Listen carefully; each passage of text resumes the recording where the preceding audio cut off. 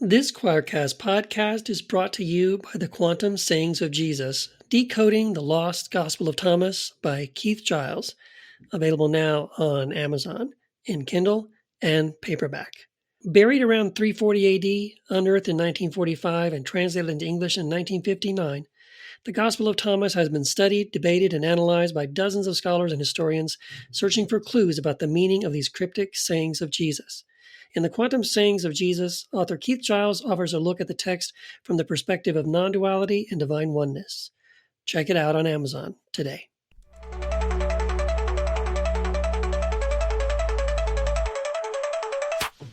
Welcome to the Unbelief Podcast, your journey, actually our journey together beyond inherited beliefs to a spirituality that works for you. I'm your host, Jeremy. I'm a deep skeptic, also a pastor. We can fix that later, right? No? You're at another book club episode of the Unbelief Podcast. Right now, we are in the middle of exploring different stories that you find from Jesus in the first 4 books of the New Testament. These stories are often called parables, and the parables are stories that take everyday life things from that culture, from that time, and use them to teach people about God. And as we've said multiple times, you don't have to have a lot of cultural background to get a lot out of these parables. And the other thing that I think is important is to realize that because of the highly metaphorical language, different scholars will produce sometimes radically different messages from their study of these texts. And some scholars, each scholar has their own perspective. And so today we're going to look at a very small parable, and we're going to find all kinds of different ways that people take this very short story that Jesus tells and expand it and apply it to life in general. And I'll tell you that a primary source for what I'm going to tell you about comes from an incredible book called Short Stories by Jesus by Amy Jill Levine. It is a brilliant book. You should definitely buy it and read it. And I just want to give credit where credit's due on this. Also, I'm using some information from another scholar named Donald Hagner, and that's in the Word Biblical Commentary series. So what I want to do is read one of the passages where we find this parable, and we'll just jump in to all the different ways that people look at what this means. All right, so this is from the book of Matthew, chapter 13. You can also read it in the book of Mark, chapter 4, the book of Luke, chapter 13. This is the parable of the mustard seed. In Matthew 13, this is verse 31, or starting there. He put before them another parable. The kingdom of heaven is like a mustard seed that someone sowed in his field. It is the smallest of all seeds, but when it has grown in the greatest of shrubs, and becomes a tree, so that the birds of the air come and make nests in its branches. All right, so let's dive in. You really have a handful of elements here. You have this kingdom of heaven being compared to a mustard seed. So we've got to understand what it means, what Jesus is talking about when he says kingdom of heaven. We've got this mustard seed, and the mustard seed is planted. The mustard seed then grows, even though it's tiny, into something really big. And then birds come and make nests in it. So we've got, that's the progression. Those are the different elements that people work with when they are looking at this parable. So one of the things that people will say is that this seed, the kingdom of heaven, they want the kingdom of heaven to be talking about redemption, right? That the kingdom of heaven is talking about that moment at which people's sin or mistakes or whatever are are dealt with. And what it is, what they will say is that the seed leads to this universal redemption. And so this tiny thing happens, right? This one thing here in the life of Jesus, the life and death and resurrection of Jesus, that's the tiny seed that's planted, but it grows into something huge. And the birds of the air, they say, are symbolic of all the Gentile nations that ultimately come to be part of the kingdom of heaven, to be included in this redemption. Some of them will say it will still stick to this idea of like people choosing or whatever, but some of them will, go even beyond that to all of the people being redeemed by the sacrifice of Jesus, whether or not they accept that. I love that imagery for us because it recognizes, I think, the smallness of what the Jesus story is. In the vastness of planet Earth, Jesus and his disciples are a microscopic blip in that moment in history at all, right? And yet, even though they are small, even though they are in this tiny area in the world, and it's just a couple of them, what happens ultimately ends up changing everything. And the idea for us, when we think of this ability, this universal redemption that happens, it calls us, I feel like, into letting go of this sometimes grandiose desire, or this feeling like, oh, what I do in this life doesn't matter, because what the disciples were doing with Jesus very well could not have mattered, and they probably had no idea where it was going to go.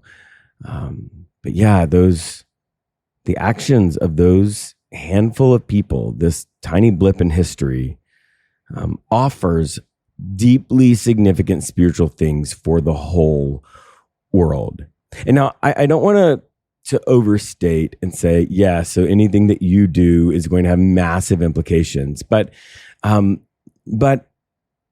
not discount your ability to impact your world, and especially people in your world, right? This idea that your small actions could mean a lot. I know for me, there are days that I'm having a difficult time. I post a video on TikTok because that's part of my job. And then somebody posts a really kind comment. And in the midst of the difficult thing I'm dealing with in my life that day, that kind comment, it's like a life preserver. It's like somebody throws me a float. Yeah. Sometimes you have no idea how big of an impact your kindness will have. Okay, so that's one interpretation. Another one is similar, but it says that the growth of the church. So again, it's using this kingdom of heaven to mean church, but that it is a natural, it's natural development, right? That the potential of that seed, the seed of Jesus, is inevitable, right? It's going to germinate. It is going to grow, and there's nothing anyone can do about it.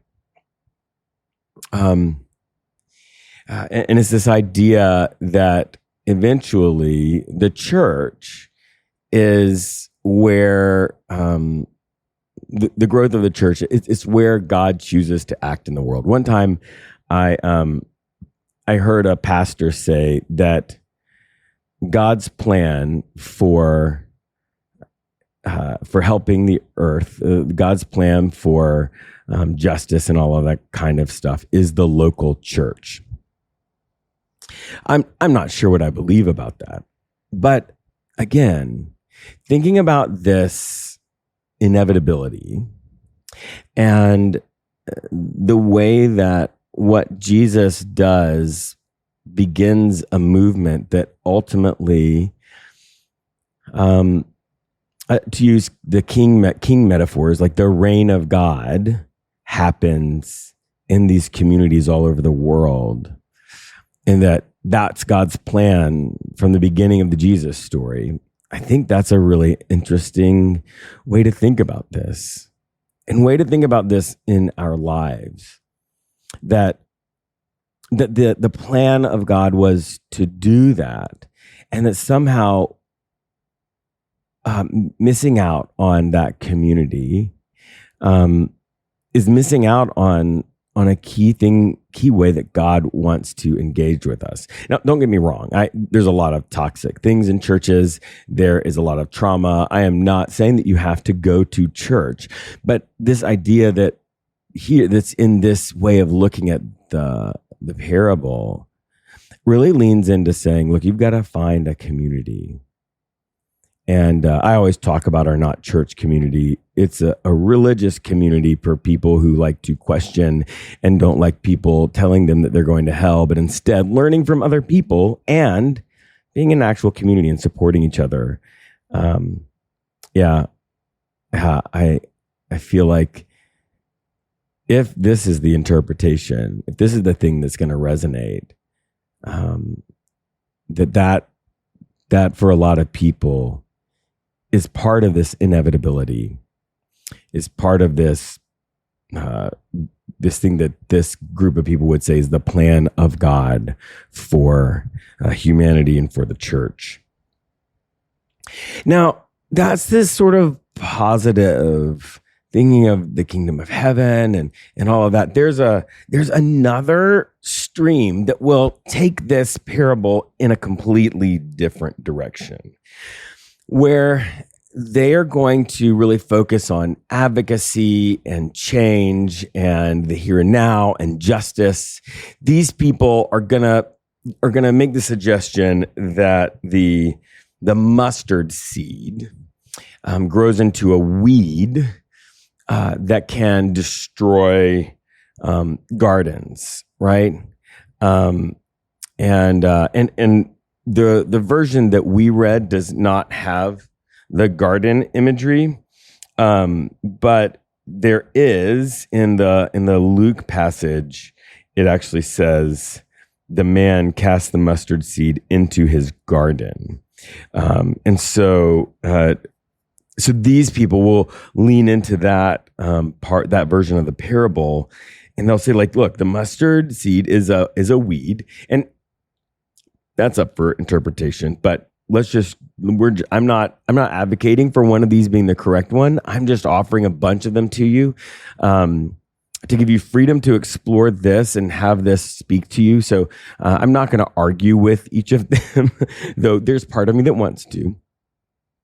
But this idea, these people will say that the mustard seed is it's a weed that can sort of take over. And some of them will say, okay, so the garden then is sort of the status quo. It's symbolic of the empire or Judaism or the things that are not what Jesus is teaching, and that Jesus' teaching is going to go into those systems and disrupt them, right? It's going to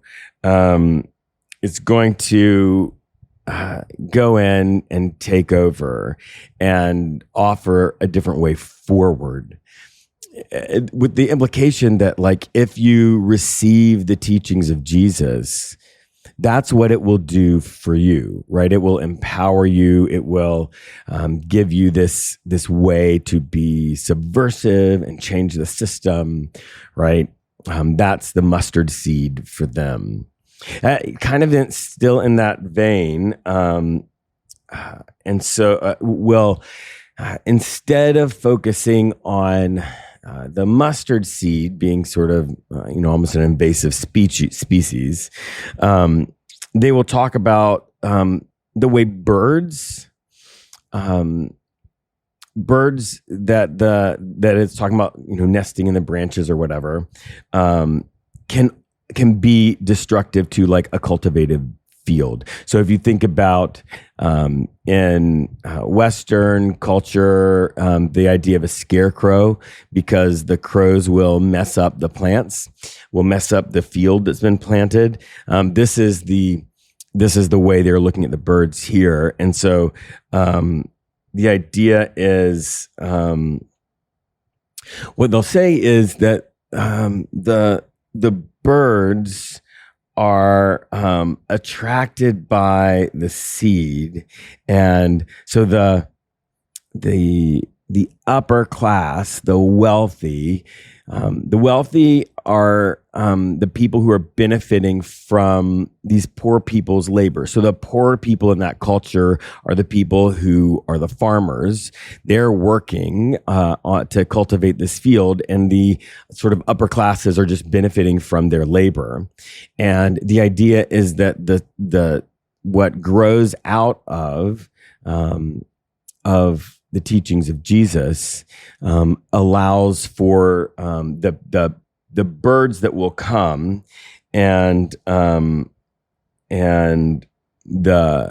will decimate this system that is providing for the upper class to live off of the lower class.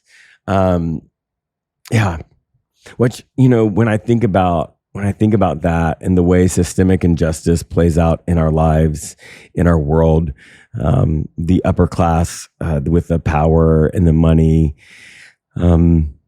paying people awful wages and the people who are doing this hard physical work that provides for everyone are not treated with the same value as the upper class people with the wealth and the power. And I think when you read the teachings of Jesus, he is not reinforcing that message, right? Jesus is saying, no, that's not right. It's almost like those thoughts are planted in your head when you read the teachings of Jesus, and all of a sudden these bigger things come in. Okay, that's that one. Here's another one. The idea of this Jewish farmer planting seeds in his garden of mustard seed. There's actually a law in the Old Testament, a Jewish religious law, against planting two types of crops in the same field. And it's this upending of the Jewish law, laws that Jesus pushes back against many of them and calls them unjust, or especially their current interpretations of them unjust. And the idea here is that Jesus' teachings are thrown into that system to disrupt actually the Jewish laws themselves. And so you see in his life, like he goes and associates with unclean people, right? He goes to dinner with unclean people. He goes to places that are full of idols and wild, over-the-top worship practices that everybody thought was bad. He goes to Samaritans and all of these people. And so what people with this interpretation point to is that, like, no. Jesus is coming to say those things, those kind of purity laws, those things that are separating people, those are wrong. and his teachings are pushing back against that. And I think that's another thing, for if that resonates for you, allowing that to sink down deep is to say, okay, hang on. What are the beliefs that I have that are separating me? Like, what are the beliefs that I have taken on that may not be helpful in any way to me or to other people, that actually might bring negative things or evil things into the world or into my life? Yeah. Maybe this is saying, no, read the teachings of Jesus and try to find the ways that it pushes back on the things that you have thought were holy and were correct, but it turns out were the exact opposite. Yeah. Yeah, I know. I constantly, it feels like, discover that kind of stuff about myself. And when I'm open to hearing the Bible that way, oh yeah, that happens.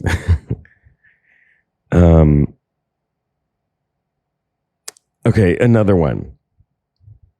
Yeah, another one is the idea that that the kingdom of Jesus, right? It is different fundamentally from the kingdoms of this world, and like the idea that power, in the way that God is presenting it, is very different, right? So the idea here is to say that, okay, it's a mustard seed and a mustard plant, which are great and beautiful, but they are not the cedars of Lebanon, right? They are not mighty trees. They're small. They grow, they propagate, they take over.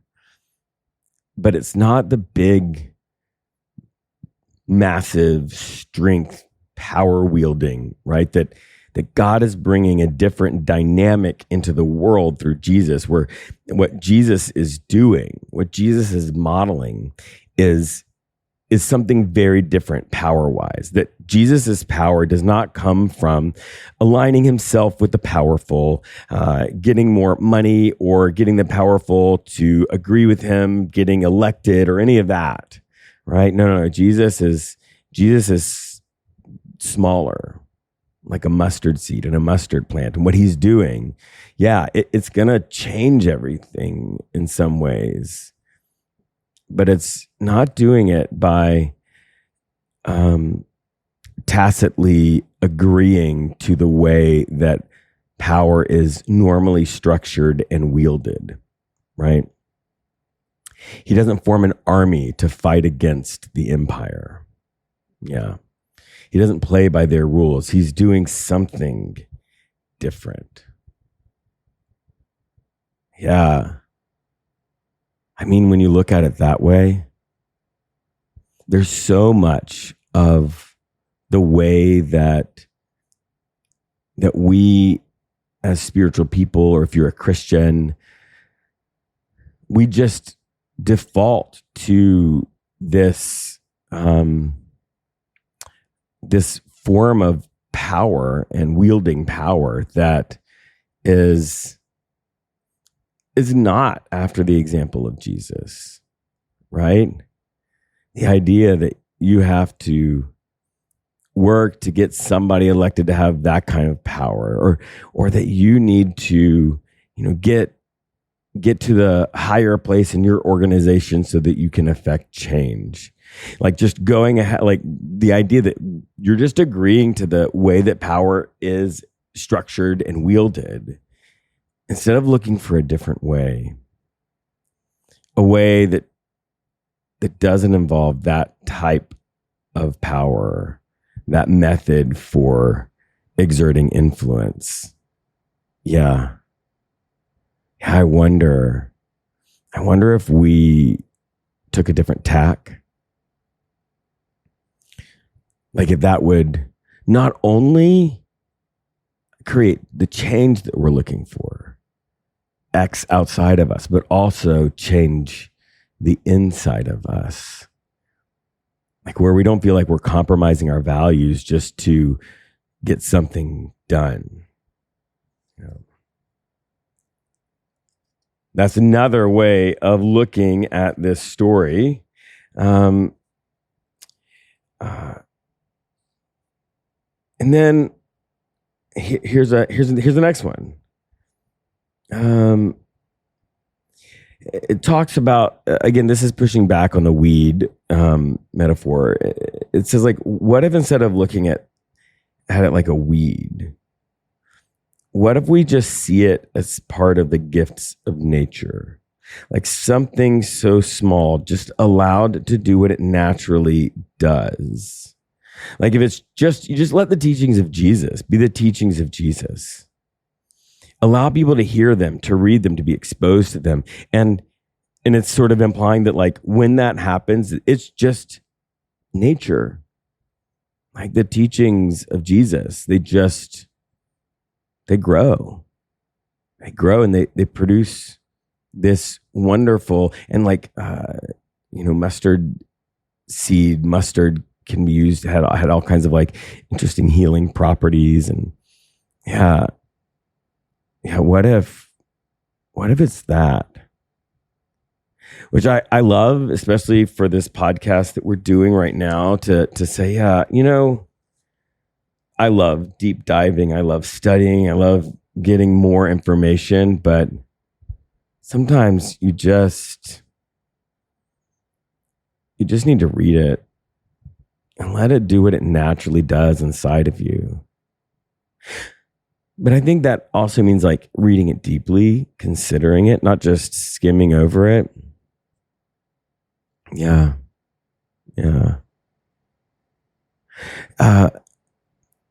And this is I'll do this last one here. The idea here is that that the kingdom of God, right, like a mustard seed, it can be overlooked. It can be dismissed.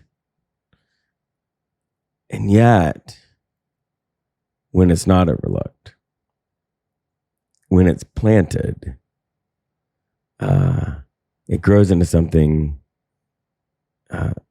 impressive, very different in scale and impact to what the size of this seed, right? And I think that idea of it not forcing itself on you, right? Being able to be overlooked. Jesus, just this one guy, at a random moment in history, easy to overlook. What he said, easy to overlook, to not engage with.